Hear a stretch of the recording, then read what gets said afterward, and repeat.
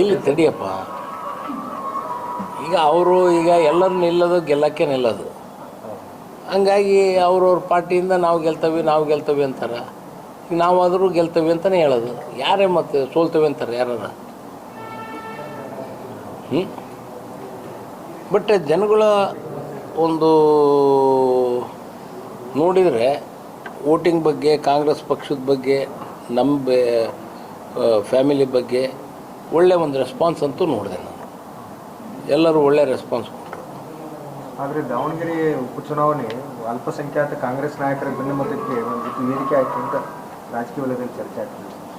ಅದೇ ಹೇಳಿದಲ್ಲಿ ನಿಮ್ಮ ಕ್ರಿಯೇಷನ್ ನೀವು ಇದು ಇದು ಇದು ಅಲ್ಲೇ ಅಲ್ಲ. ಇದು ಇದು ಇದು ಇದು ಇದು ವೇದಿಕೆನೇ ಅಲ್ಲಪ್ಪ. ಇದು ಏನು ಅಂತಲೇ ಅಲ್ಲ. ಕೆಲವು ನಾವು ಮಾಡಿಲ್ಲ, ಅವರು ಪ್ರೆಸ್ ಮೀಟ್ ಕರ್ತಿದ್ರು.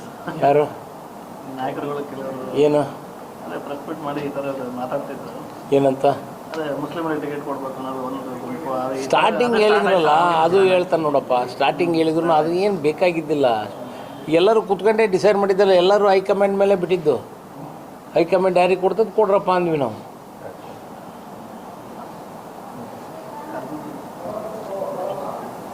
ಪ್ರಚಾರ ಕರೆದ ಬರ್ತಿದ್ದೆ ಅಂತ ಇವರು ಅಬ್ದುಲ್ ಜಬ್ಬಾರ್ ಅವರು, ನಾನು ಕರೆದೇ ಇಲ್ಲ ಅಂತೇಳಿ ನಾವು ಈಗ